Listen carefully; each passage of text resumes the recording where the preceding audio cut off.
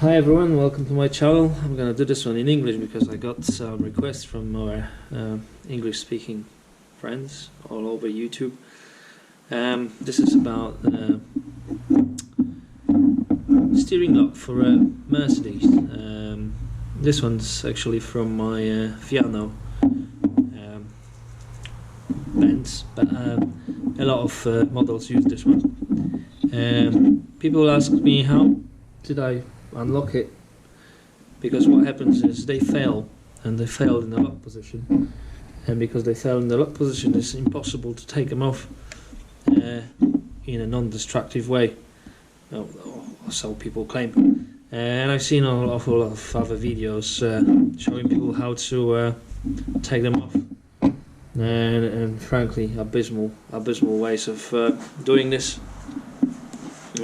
Ranging from drilling holes and trying to lever it with screwdriver or something. But anyway, I'll tell you how I did this. It's very easy, very quick. I'll tell you something about this unit first, so you know how it works. It's a very basic and simple device. Here's the one I made earlier. Sorry about it being empty. But I had a major house refurbishment, and I've lost the actual bolt and the gear. But I'll explain to you how this works and what's inside. So apart from obviously the pieces I'm holding, there should be a spring-loaded bolt with a little magnet on it, and a plastic gear with a metal spindle pin. How this works, obviously you can see there's a worm gear on the coming from the motor, which is governed by an electronic unit housed inside. So about the crack, it came like this. It's not my fault. It's actually a sacrificial unit I used to repair my one. So on the key on, this speaks to the key computer, the one, you know, what's it called? EIS, I think. Electronic ignition, something. Obviously, and they talk to each other. And when they decide the right key was inserted into the ignition, this motor spins, retracting the bolt, locking your steering, and there's a little magnet, and there are two sensors inside. Maybe you can see them. I'll show you. The two sensors inside, which denote two positions of the bolt, which is retracted and inserted into the lock. So what happens, this worm gear turns the plastic gear inside here, and the metal rod, or whatever you want to call it, pin that's put inside the bolt rides on this gear, and there's another worm drive in there, and depending on which way this spins, it either retracts the bolt or inserts it into the lock. Very simple.